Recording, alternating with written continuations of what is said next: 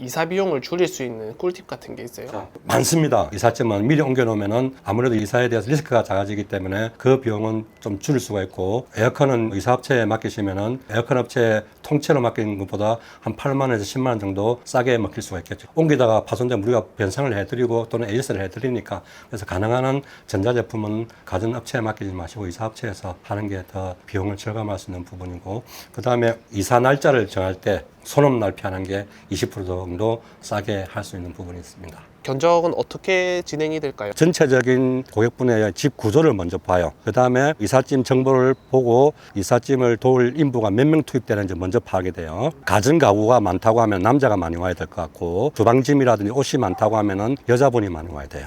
시간은 어느 정도 걸릴까요? 평수가 크든 적든 한 10분 안에 다 끝납니다. 제 이름은 김충현입니다. 우리 고객분이 의뢰하셔가지고 방문 견적을 오게 됐습니다. 저희들이 방문 견적을 한 이유는 이사 당일날 추가 요금이라든지 이삿짐이 많다거나 또는 적다거나 그 투정을 부리지 않기 위해서 미리 이삿짐 정보를 정확하게 파악하는 게 견적이 처음 시작하는 부분이고, 사다리차 설치 유무라든지 조건이라든지 미리 파악을 하기 위해서 좀 찬찬히 돌아보고 있는 중입니다. 사다리차 비용은 뭐 층수에 따라 좀 금액이 달라져요? 전국적으로 조금 다르긴 한데 6층까지는 1층 사다리차로 사용이 가능해요. 13층까지는 2.5톤 사다리차가 가능하고, 그 이상은 3.5톤에서 5톤 사다리차가 와야 됩니다. 그래서 비용은 1층부터 6층까지는 5톤차 한 대 기준으로 15만 원이고, 한 층수 올라갈 때마다 만 원씩 붙습니다. 사다리차 진입이 아예 불가능하면 엘리베이터로만. 장롱이나 냉장고나 침대 매트리스는 건장한 청년 둘이 와가지고 10층에서 15층을 옮깁니다. 엘리베이터나 사다리차가 없으면 엄청 힘들잖아요. 그러니까 비용이 조금 더 추가되나요? 거진 무료로 해드려요. 엘리베이터 사용료 같은 거는 집주인이 다 계산을 하고 가야 돼요. 그렇죠.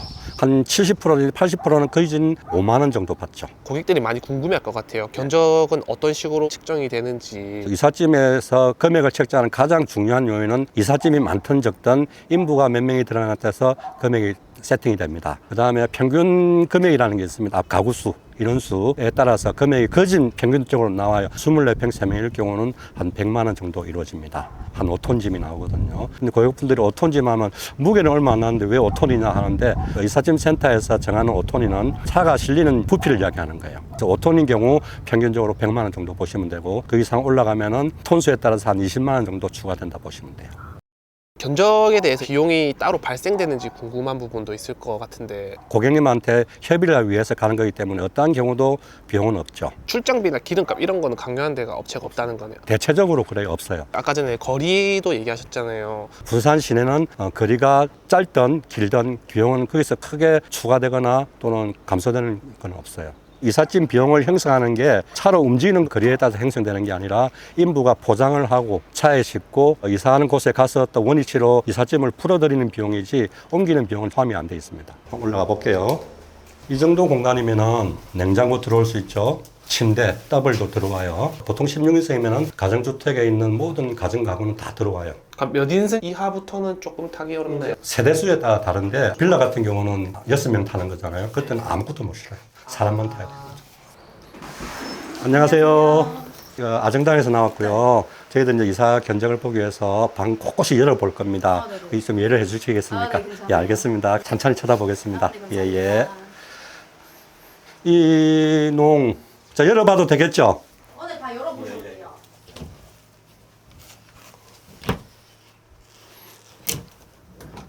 지금 집에 있는 농이 요 2개 있는 거 2개밖에죠? 네, 지금 이거 하나밖에 없어요. 그 다음에 냉장고 1개예요. 네.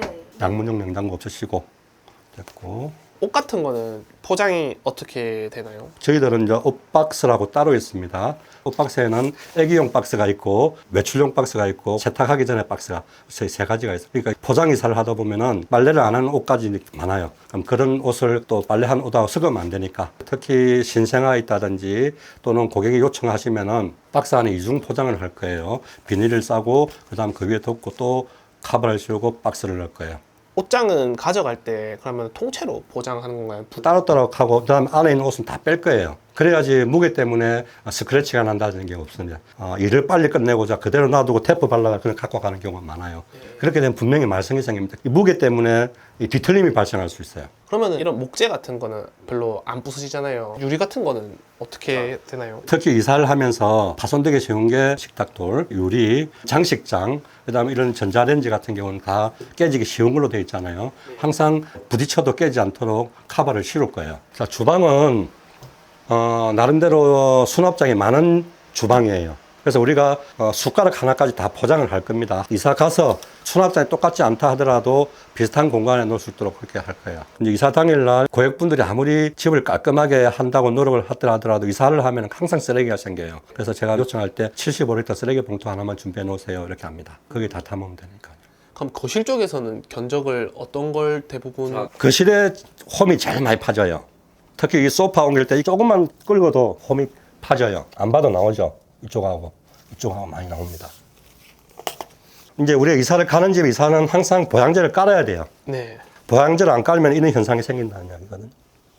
근데 소파가 이거 엄청 크잖아요. 네. 그럼 이것도 그럼 포장 이사로 다 포장을 되는 하죠. 거예요? 아. 이거는 특별한 경우라서 이거는 비닐 커버가 없어요.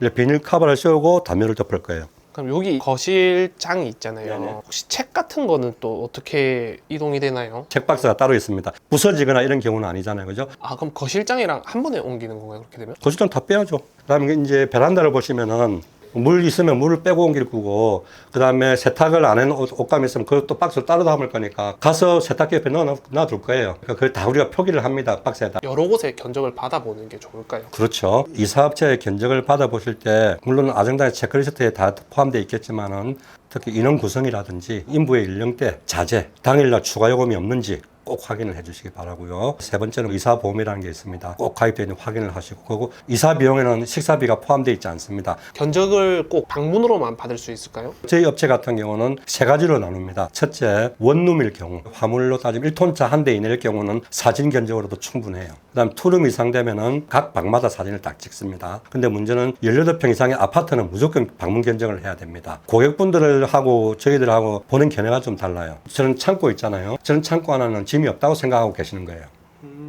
폐가원은 버린다고 하면 내려는 주시나요? 자, 내려다 주죠. 고객분이 요청하시면 폐기 처리도 해드립니다. 아정당 같은 경우에는 저희가 미리 사진을 다 찍어 놓잖아요. 네네. 근데 다른 업체들도 다 그렇지 않습니다. 아정당은 그런 시스템이 잘 되어 있기 때문에 괜찮은데 일반 영서 이사업체에서는 이삿짐에 파손이 나든 또 수리 부분이 발생을 하든 온전하게 처리를 해주지는 않죠.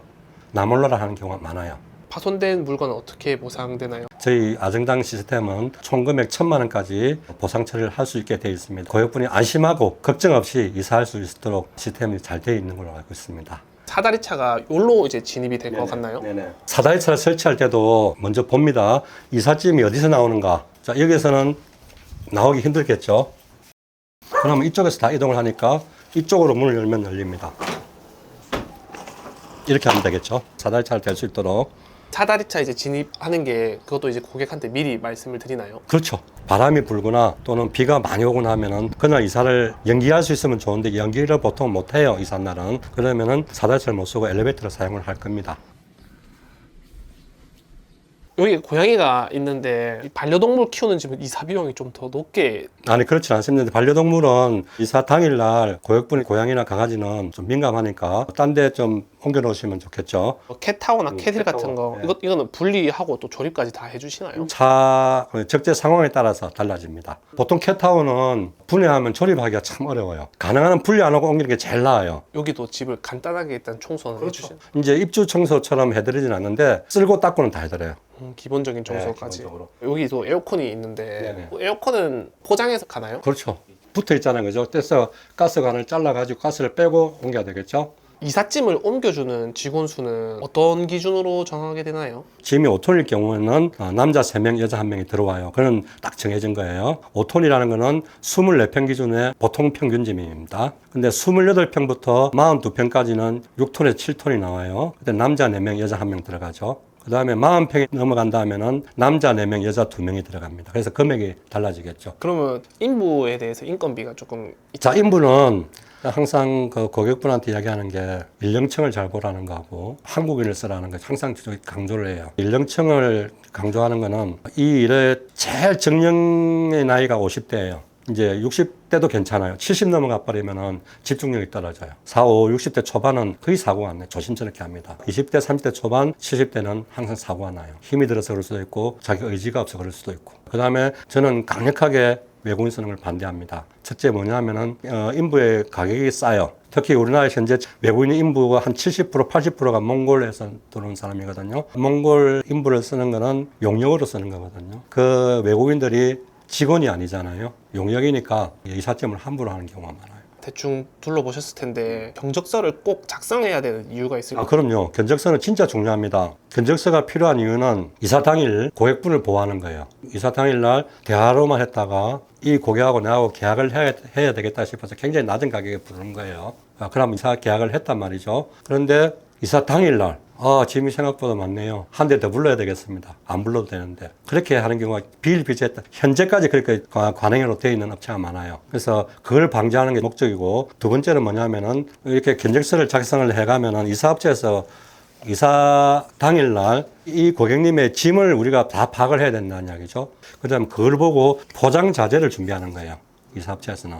그래야지만 다음에 포장 자재가 없어서 그냥 막 건성으로 포장도 안 하고 가는 경우가 발생하지 않는다는 이야기죠. 그걸 방지하기 위해서 이사업체에서는 꼭 필요한 게 이거고, 다음에 보험 처리할 때도 이 계약서는 있어야 된다는 이야기예요. 없으면 보험 처리하기 어려워요. 세 가지 이유가 있어서 꼭 받아야 되는 거겠죠. 그러니까 고객 입장에서는 고객 요청 사항에 이사 당일날 추가 요금 없음 꼭 적어달라 그러세요. 문서화되어 있는 게 좋겠죠, 아무래도. 계약이 만약에 변경이 됐잖아요. 그러면은 취소하면은 그 계약금은 안 돌려드리죠. 다른 업체는 변경해도 그 계약금은 다시 세야 돼요. 그날 일 있었는데 딸 일 못했지 않습니까? 사실 피해가 있거든요. 근데 저희들은 변경을 하면 웬만하면 맞춰주죠. 견적 볼 때 고객님과 반드시 해봐야 되는 부분이 있을까요? 제일 첫 번째 날짜, 그 날짜를 정해졌는데 비가 와도 꼭 하는지, 꼭 그날 해야 되는지, 그 다음에 해야 되면은 몇 시부터 해야 되는지 고객님한테 꼭 여쭤보면 거기에 맞춰서 우리가 해드리니까, 그 다음에 그 이사 내용 중에 이사업체에서 견적 볼 때 안 본 거 있는지 꼭 확인을 합니다. 없다고 하면은 그대로 진행을 하는 거고, 그래서 고객님한테 모든 상세한 짐을 다 오픈할 수 있도록 설득을 하는 부분이 있고, 그리고 이제 이사를 가서 수납 공간이 달라진다든지 집의 구조가 달라지기 때문에 레이아웃을 좀 해놔라 설득을 드립니다. 그리고 이제 금액적으로 비싼 업체와 저렴한 업체는 왜 이렇게 금액이 차이가 날까요? 광고비라든지 보험료라든지 자재 순환 사이클이 짧다든지 이사를 하기 위한 조건을 갖추는데 비용이 든다는 이야기예요. 그리고 저희들은 정상적인 가격인데 가격이 낮은 업체가 잘못됐을 경우가 있다는 이야기죠. 일단은 1톤 용달 화물 하시는 분들이 이 집 이사 있다는데 뭉쳐 일로 와서 이사하자, 이사 자재 어디 빌려와가지고 이렇게 하는 경우 있죠. 그럼 그 사람 인건비만 벌면 되잖아요. 그래서 가격이 형편없이 싼 경우도 있습니다. 그만큼 퀄리티는 떨어진다는 거죠. 아정당 이사가 타 업체와 다른 점이 있을까요? 자, 아정당 이사는 일단 본사에서 관여를 많이 하는 입장입니다. 유무선으로 교육을 많이 시키는 편이고, 각 지역별로 아정당을 선정할 때 굉장히 까다롭고 이사의 테크닉이라든지 친절도를 굉장히 중요시하게 보고 있더라고요. 견적만 받아도 본사에서 관심을 가져주고 체크리스트를 다 배분해 주는 걸로 알고 있습니다. 그리고 이제 보통 이사를 하게 되면은 이사 가는 곳에서 청소를 어떻게 업체에 맡겨야 되냐 많이 염려를 하시는데, 저희는 이사와 입주 청소를 같이 하고 있습니다. 하시면 아마 후회는 없을 거예요. 이사 일정 언제 됐죠? 8월 중순쯤으로. 24년 8월 네. 중순. 네, 중순. 특이사항에 네. 일단 사다리차를 사용합니다. 요청사항에 이사 당일 추가 요금 없는 걸 명시를 해드립니다. 짐이 네. 크게 많이 없는 편이고, 아까 이게 몇 평이라 그랬죠? 21평이요. 21평 평균 짐보다 훨씬 모자라요. 남자 2명, 네. 여자 1명이면 될 것 같고요. 네. 일단 1톤차 2대면 충분하고요. 사다리는 가능 여부는 저한테 한 2, 3일 전까지는 연락을 해 주셔야 돼요. 여기는 무조건 엘리베이터 써요. 사다리차가 비싸요. 고층이라서. 네. 엘리베이터 쓰는 걸 하고, 엘리베이터 사용 가능한지만 물어보고. 네. 관리사무소에 물어보면 되는. 예. 그리고 과도하게 엘리베이터 사용료를 달라고 하면 사다리차 쓰고, 10만 원 정도로 달라고 하면 사다리차 쓰는 게 나아요. 사다리차 쓰는 게 좀 더 빠르죠. 그리고. 빠르고 안전하죠. 그래서 금액이 중요하잖아요. 네. 80만 원 잡을게요. 네. 계약금은 5만 원만 받습니다. 이사 당일날 준비할 건 없고요. 75리터 쓰레기 봉투 하나만 준비해 주시고 귀중품 또 저희들한테 보여주면 안 될 거 있으면은 미리 이제 갖다 놓으시면 돼요. 알겠습니다. 감사합니다. 고생하셨습니다. 예. 방문 견적이 대충 끝났는데 상담이나 방문하실 때 신경 쓰시는 게 있나요? 우리는 매일 하지만은 이분한테 큰 일이라는 생각을 항상 머리에 갖고 있어야 돼요. 그러면은 고객분하고 대화를 할 때 그분의 마음을 서서 읽을 수가 있죠. 그러면 계약할 확률도 높아지고 이사할 때 그렇게 힘들진 않아요. 사장님 오늘 기분이 좀 어떠셨나요? 고객님이 친절하셔가지고 즐겁게 견적을 받습니다. 끝나고 갔을 때는 보통 어떤 기분을 가지고 가세요? 견적을 제가 자주 가는데 견적 보고 나올 때 씁쓸한 기분이 있을 때가 있고 또 기분 좋을 때가 있는데 오늘 같은 경우는 고객분이 친절하게 상담을 해줘서 기분 좋았고 참 즐겁게 이사를 했습니다. 그럼 이제 또 다른 집에 이제 방문 견적 보러 가시는 거예요? 그렇죠. 저희 일이 그런 거니까요. 네, 오늘 고생 너무 많으셨고요. 아정당 화이팅! 고객들이 이제 청소 비용을 줄일 수 있는 꿀팁도 있나요? 네, 많아요. 그 가전 가구 세척업체들이 있어요. 가전업체들이 보통 저희가 닦는 것보다 한 두세 배는 받을 거예요. 시스템 에어컨들이 그 안에 인테리어 공사 분진이나 필터 안쪽으로 먼지가 많이 들어가요. 굳이 분해 세척까지 맡기실 필요 없고 그냥 저희한테 대당 뭐 2만 원, 15,000원 이렇게 맡기셔가지고 케어 받으시면 좋죠. 반려동물을 키우던 집들은 냄새 탈취에 좀 도움이 되는 이 스톤치드 같은 거를 서비스로 뿌려드리는 거죠. 상 청소는 금액이 얼마라고 하셨죠? 이제 오염도에 따라 조금씩 다르고요. 보통 전체 외창을 다 맡긴다 생각하면 평당 아마 8,000원에서 10,000원 사이 정도를 보셔야 될 거예요. 외창 청소 같은 건 완전 일반인이 할 수 없는 범위네요. 하실 수는 있는데 퀄리티도 잘 안 나오고 많이 힘드실 거예요. 전체적으로 구매하는 비용이나 외창 이렇게 아예 맡겨가지고 하는 비용이나 차이가 안 날 거라서 외창은 혹시 뭐 안 되는 집도 있나요? 앞에 있는 창만 통창으로 되어 있는 경우에는 가운데 이제 몰딩이 아예 딱 붙어 있기 때문에 이 안에 거를 할 수가 없는 경우가 생겨요. 여기는 외창까지 작업이 다 끝났어요. 보이는 게 다른 데하고 좀 다를 거예요. 확실히 외창이 비용은 비싸도 사실 고객님들이 만족하는 제일 첫 번째가 외창이에요. 거울 슬라이드장을 이제 뭐 하부까지 다 닦더라고요. 집 안에 있는 모든 부분에 손이 닿는 부분은 닦아드린다. 이게 기본이거든요. 보이는 부분들, 만질 수 있는 부분들은 다 해드리는 게 저희가 처음부터 이제 말씀드렸던 내용이기 때문에 환풍기 같은 경우에는 분리해서 또 다 닦나요? 기계 선이 망가지지 않는 선에서는 먼지 제거 다 해드리고 뭐 그런 식으로 진행을 해드려요. 벽지 같은 거는 따로 청소가 있나요? 벽지는 종이다 보니까 뿌려가지고 더러운 걸 제거하려고 그러다 보면 그 약품에 오염물이 녹아가지고 번지는 경우가 생겨요. 그러면은 저희가 안 건드리는 것보다 못한 상황이 생겨서 깨끗한 걸레에다가 물기를 꽉 짜가지고 그걸로 한번 먼지를 털어낸다는 개념으로 닦아드리고 있어요. 벽지에 간 곰팡이가 있어도 그거는 청소가 이제 좀 불가능한 경우네요. 곰팡이 약제를 뿌리면 벽지에 있는 거 다 제거가 돼요. 아무래도 곰팡이 약제는 약품이 그렇게 순하진 않아요. 벽지 색깔이 변하는 경우가 있어요. 그런 부분에서는 고객한테 충분히 이제 설명을 해주는 거죠. 네, 충분히 설명을 해드리고 다행인 건 벽지 색깔이 변하더라도 곰팡이가 있는 것보다 낫다고 생각하시는 분들이 훨씬 많기 때문에 풀 같은 게 좀 많이 있거든요. 이게 벽지 도배풀인가요? 네, 벽지 도배풀인데 이게 시간이 지나면 이렇게 올라와요. 안 하면은 이게 계속 날려가지고 이제 등 같은 건 빼서 안에 벌레 같은 거나 뭐 이런 게 많기 때문에 한번 빼가지고 닦아드려야 돼요. 이런 구석 같은 데도 닦으면 먼지가 많이 나와서 이런 틈이 많은 부분들, 이 부분은 꼭 한번 체크를 해줘야 돼요. 이런 부분을 확인해 보면은 좀 약간 청소가 진짜 잘하는 업체다 이렇게 구분할 수 있는 공간이 있을까요? 좀 자세히 보셔야 되는 거는 뭐 서랍 선반 뭐 구석들이라든지 아니면 화장실 뭐 이제 배수구 같은 데라든지 좀 안 보이는 데는 대충 하는 업체들도 있을까요? 뭐 싸건 비싸건 청소 자체는 손은 다 돼요. 근데 이제 그분들은 아무래도 싼 이유가 이제 직영이 아니시고 이제 하청받아서 하시는 분들이 많이 계신데 그분들은 솔직히 돈 다 받았고 사실 그냥 속된 말로 피한다 그러잖아요. 그러면은 사실 뭐 방법이 없거든요. 안쪽에 지금 보면은 전에 청소 때 안 빼서 공사 분진 이런 게 그대로 아직 남아있는 거거든요. 레일까지도 뭐 청소 다 해주는 건가요? 레일 위에 그 나무 목공 분진이 있어요. 그 목공 분진 같은 경우에는 저희가 닦아드리는데 이 레일 왔다 갔다 하는 이 안쪽에 그 윤활유까지 너무 닦아버리면 녹슬어요, 레일이. 그 부분은 저희가 일부러 닦지 않아요. 하자가 발견하면 사진 찍어서 바로 고객한테 보내는. 웬만하면 바로 보내드려야 돼요. 최대한 발견하는 즉시 바로 보내드리고, 아니면 사진이라도 미리 찍어가지고 청소 중에 발견됐구나라는 걸 어필할 수 있게끔. 바닥은 정말 소량의 물을 쓸 거예요. 이런 마루는 물을 붓게 되면 많이 위험해요.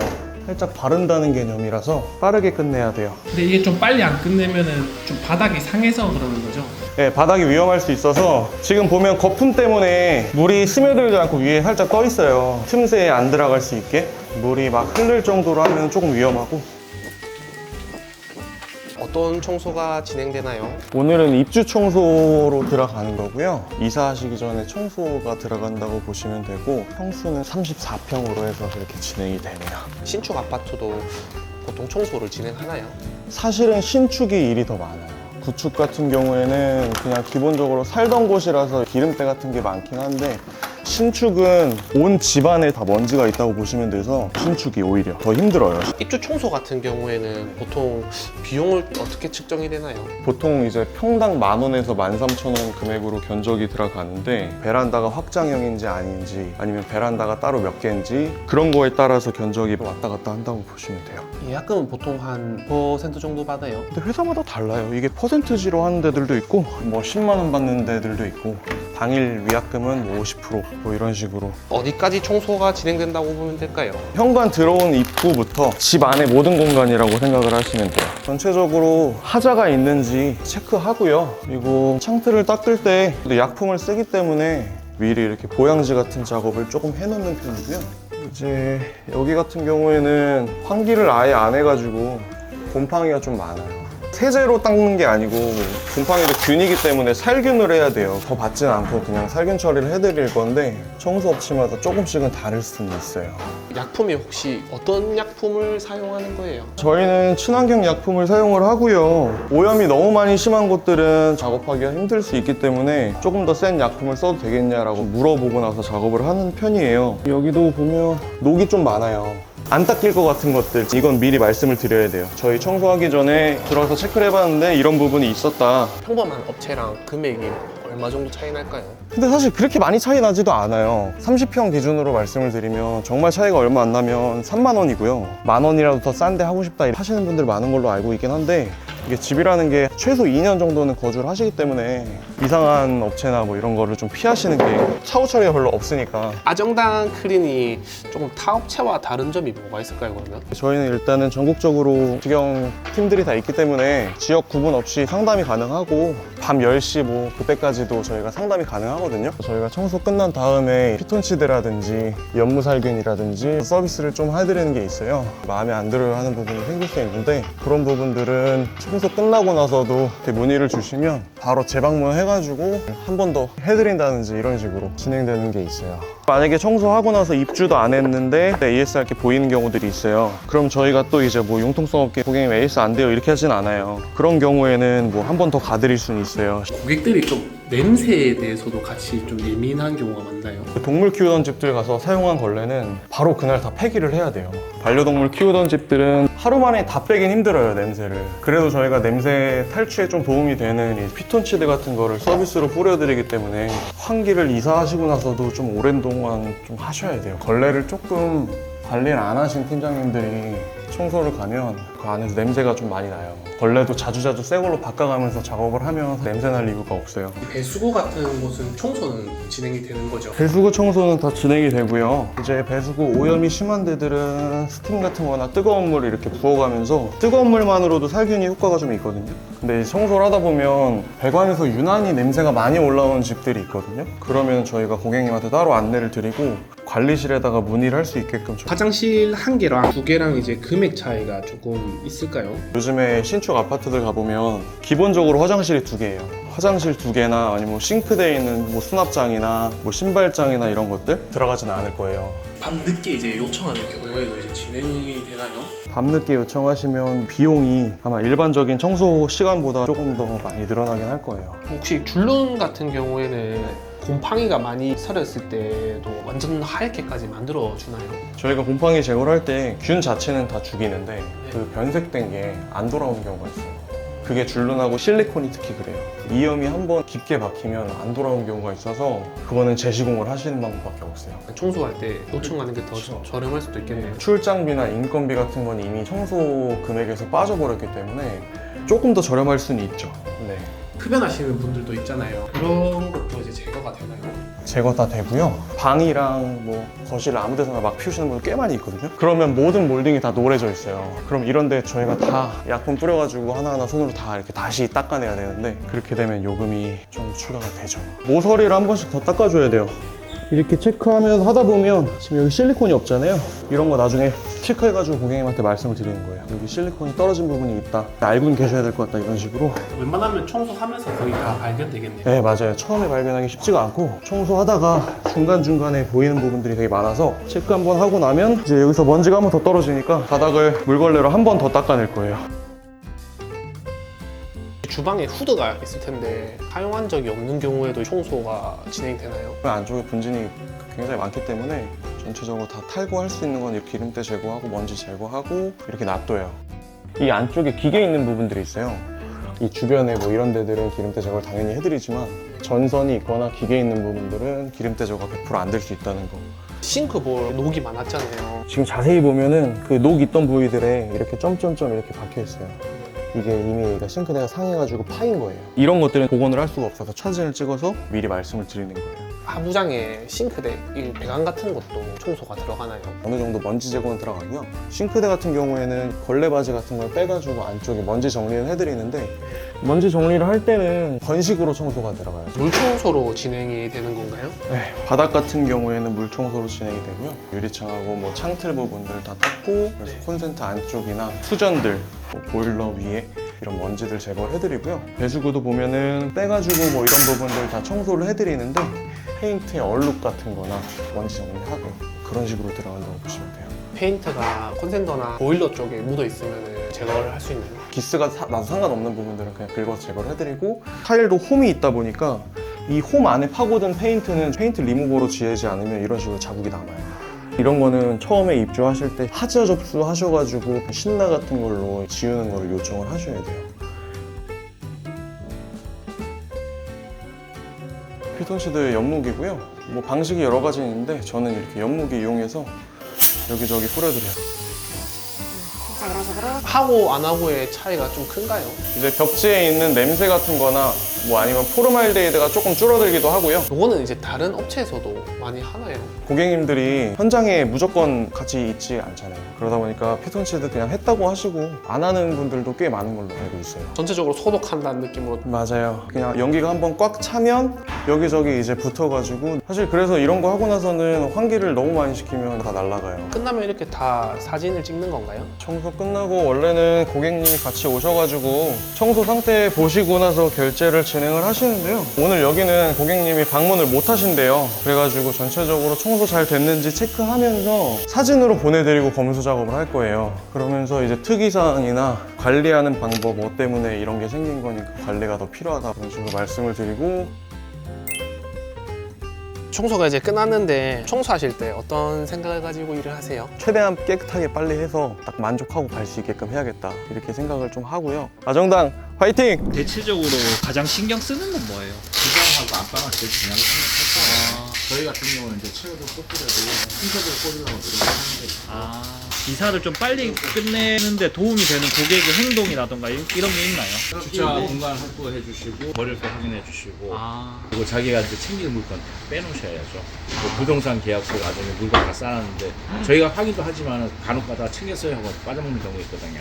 이 부동산하고 이제 잔금 문제가 발생하겠죠. 그걸 위해서 짐을 다 빼야 되는 되니까. 상황이죠. 그러면은 뭐 죽도 없다. 한두 시간 이상 깨져버리죠. 아, 이거 미리 물 빼놓으면 좋았을 텐데. 이사하기 한 3, 4일 전에 네. 살수 다 해놓고 해야지만 이제 나중에 물 같은 게 아, 세제한테 들어가면은 예. 눌러붙잖아요. 네. 안에. 아, 눌러 붙는다고요? 네. 아, 그럼 기계가 고장 날 수도 있다는 거네요.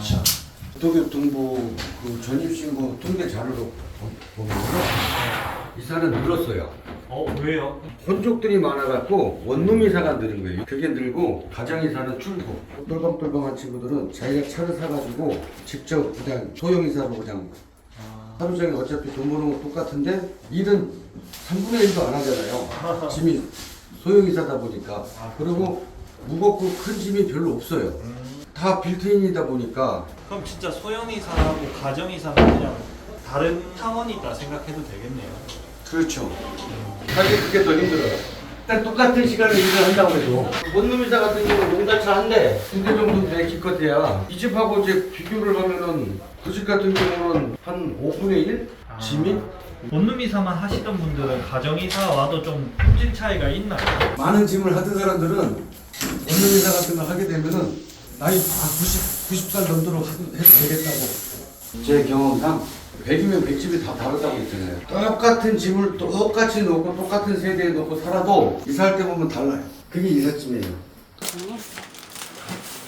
서랍은 서랍대로 좀 넣어야 네. 나중에 정리가 예. 쉬워요. 아, 깨질 수 있는 건 전부 다 뽁뽁이로 이제. 예. 이거 중간에 이제 싸잖아요. 세우는 사람은 안 세우는 사람인데 예. 세우면 덜 깨져. 아, 세우면 덜 깨져요.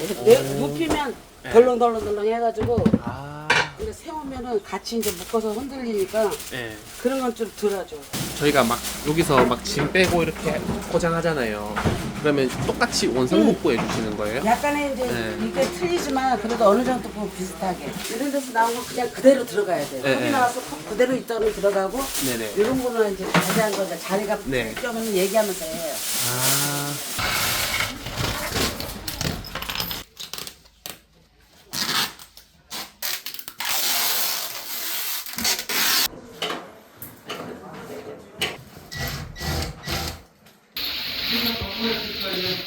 이게 타이트하게 묶는 이유가 장이 틀어져요. 아, 틀어져요. 나오니까 나중에 틀어지는 경우도 있고 네. 얘는 무겁고 네. 흘림 방지라고 해야 되나? 아, 그런 경우 많잖아요. 지금 어디도 써요, 이렇게 행동하시는 경우. 아, 그거는 이제 일하시는 분들이 다른 곳에다 갖다 놓으니까. 본인이 이제 자주 찾을 수 있는 물건들을 원래 놓고 쓰시던 데다 갖다 놔야 되는데 전혀 다른 곳에다 갖다 놓으면은 아무래도 찾으시겠죠. 안 보이니까.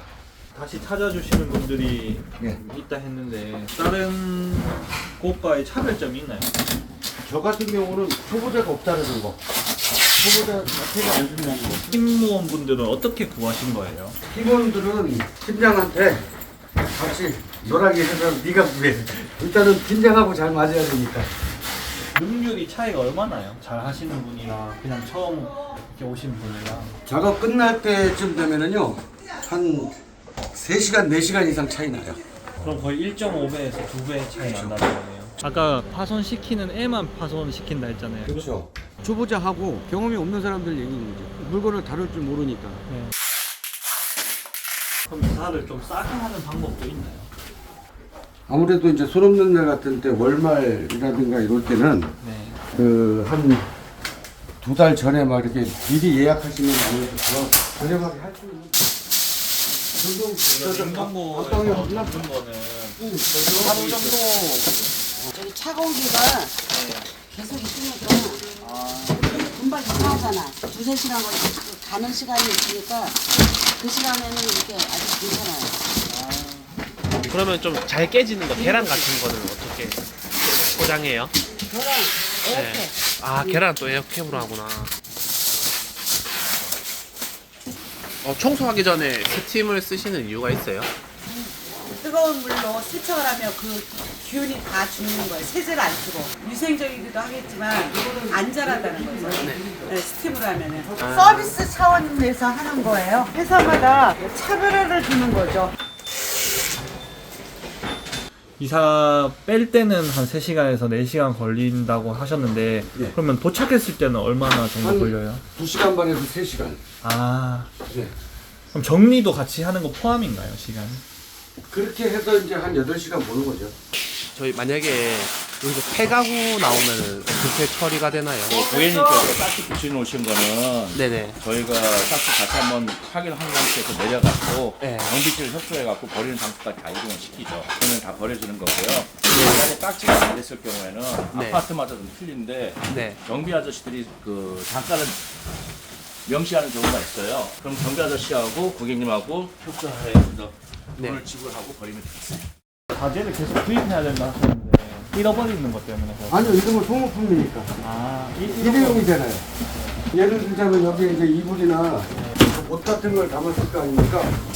깨끗하게 고급지게 쓰는 분도 계십니다. 막 입는 분도 계신단 말이에요. 막 입는 분, 옷 담았던 걸 내 옷을 담는다 그러면은 좀 찝찝해 하실 수도 있잖아요. 그러니까 아예 일회용 비닐을 써서 새 것처럼.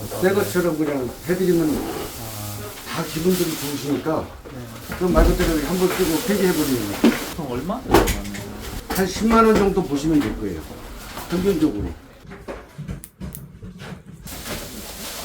아무래도 집을 때 좀 더 안전하게 조심성 있게 짓고 옷 같은 경우는 이렇게 잡다가 좀 떨어져도 뭐 충격이 가거나 그런 게 전혀 없잖아요.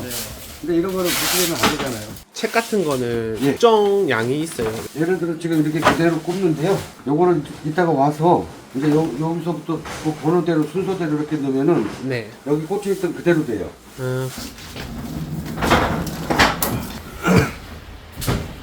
저가 업체들 있잖아요. 엄청 낮게 들어. 그런 사람들은 왜 가능한 거죠? 아니 이제 그냥 흉내만 내는 거예요. 포장이사로. 이렇게 꼼꼼하게 싸고 하지도 않겠죠. 자재를 아껴야 되니까. 아니면 뭐 그냥 대충 가서 그냥 풀어만 주고 웬만한 AS가 이제 발생을 하면은 그냥 어떻게든지 무마하려고 시간 끌고 보상이 잘 안 되고. 왜냐면 이사 비용보다 그 AS 비용이 더 많이 나오는데 그게 안 되는 거죠.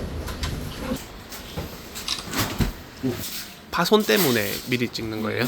이 상태에서 네, 화면이 네. 나왔잖아요. 네네. 도착해가지고 또 찍었는데 이렇게 안 나와요. 네. 그러면 액정이 손상됐겠죠? 네네. 아, 그래서 사전에 미리. 확인차. 아,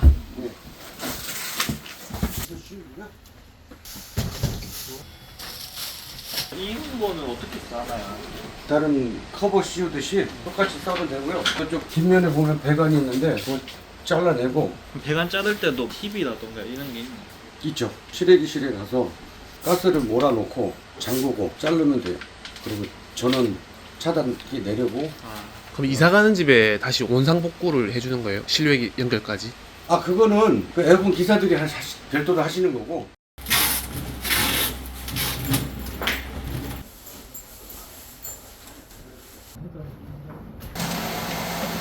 짐이 지금 거의 꽉 차가잖아요. 부족하면 어떻게 해요? 차를 빌려야죠. 차 추가하면 비싼 거죠. 면접 보시는 분이 저희 보는 게 딱 맞아요. 경험이 짧으신 분들은 네. 좀 오버시킬 수가 있어요. 그러면은 관객분들은 상당하게 더 넣어달라고 전제가 정확하게 봐야 된다는 거죠. 아, 도착지로 출발하기 전에는 점검을 한다거나 이런 게 있어요. 그렇죠. 다 열어보고 혹시라도 빼놓고 가는 거 있나 없나 확인하고 그럼 고객 입장에서 어떤 걸 봐야 돼요? 내 물건 다 빠진 건지 다 차에 실었는지 확인만 하시면 되고요. 원상복구 했거나 원상복구가 됐는지 확인하시고 이걸 안 가져가는 건가? 이런 걸 확인을 해야 되거든요. 여기 또 보면은 인터넷 단자함 거기 이제 모뎀이나 셋탑. 그렇죠. 아, 예 고객님 한번 이제 올라오셔서 확인 좀 해주셔야 될 것 같고요. 신발장 안에 책꽂이 같은 거 하나 있던데 그거 가져가시는 거죠? 맞아요. 네, 이거 고객님 것 같아요. 예. 확인 좀 한번 해주셔요. 예. 청소가 이제 기본적으로 다 하는 건가요? 그냥 깔끔하게 여쭤보고 하면은 다음 분이 오실 때 좀 기분 좋지 않을까요? 저 많이 드시고요. 또 오후에 한번 좀 힘내서 잘해봅시다. 지금 고객님도 너무 저가 업체들 다 비교했는데도 이제 저희 불구하고, 예. 쪽이랑 했다고 했잖아요. 예. 그 이유가 뭘까요? 영세 사업자들의 횡포. 아, 근데 막상 사고가 나면은 나몰라라 해요. 그러니까 고객은 어떻게 해요? 전화할 수밖에. 맞아요. 그 본사는 앞을 달리고 막 그러면 피곤해지니까 너네가 빨리 처리해라. 제지할 수밖에 없고. 그 제지한다고 됩니까? 딴 데 거 받으면 되지. 이런 식인 거예요. 막무가내. 그래 놓고 이제 책임 회피를 하다 보니까 소비자분들에 연락을 해봐야 어떤 민형사상의 책임을 물리기가 애매한 부분이 있어요. 온라인상에 떠도는 이사, 포장이사 피해 사례 네, 하나만 치면은 줄줄이 나오는데 피해 보상이 안 되고 있다는 거예요. 맞아요. 또 가장 중요한 거 받았다는 사람이 하나도 없다는 거. 그럼 어떻게 해야 돼요? 믿고 맡길 만한 업체가 가장 중요한 거다. 영업점이 아닌 본사에서 100% 파손 보장하겠다 이거. 고객은 피해자가 돼서는 안 된다. 나는. 네. 그래서 이제 믿고 선택해 주셨다는 거네요. 그렇죠.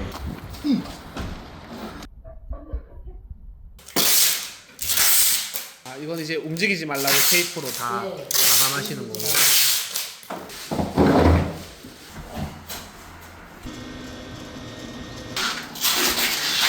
사다리 차는 몇 층까지 올라와요? 얘가 26층 또는 27층까지 가요. 아, 네. 24층까지는 단가가 딱 나와 있는데 예. 그걸 넘어갔을 때 홈이 들어가요.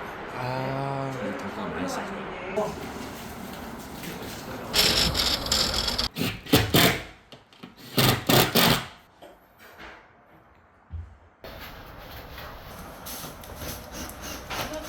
차수에서 고객님들이 하면 좋을 꿀팁이 있나요? 크게 없어요. 고객님들이 하실게요. 포장이사라는 게 집에 놔두고 알아서 해주세요 하고 출근하셨다가 퇴근 때 집에 오셔도 될 정도니까. 그냥 말 그대로 그냥 믿고 맡겨도 되는 거네요. 그렇죠. 이사할 때는 뭐 준비물 챙겨놓으면 좋을 게 있을까요?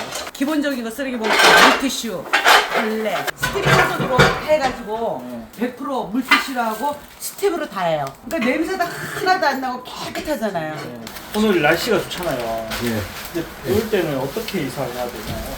소주가 오지 않는 한은 그냥 진행하죠. 너무 많이 와서 그 사다리 작업이 불가하다.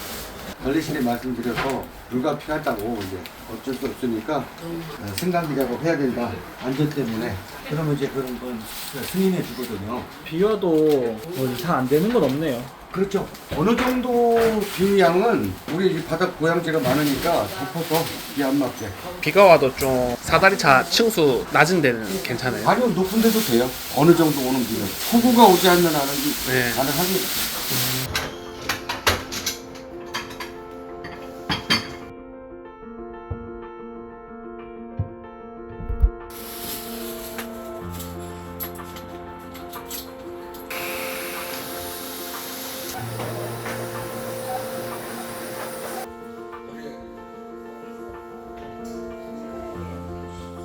예, 안녕히 계세요. 건강하시고요.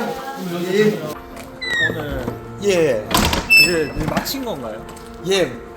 덕분에 잘 마쳤습니다. 집에 갈 때는 어떤 생각 드세요? 저희는 이제 고객님이 만족하시면은 그게 제일 행복하죠. 또 내일도 힘이 되고, 아정당이 잘 되는 이유가 뭘까요?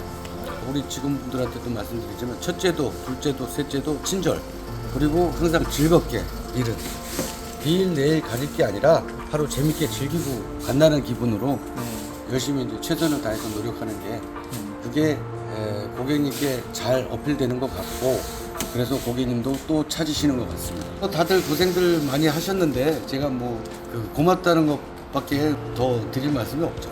일하시는 분도 고맙고 고객님도 고맙고 다 모두 고맙고 감사한 거죠. 아정당 화이팅!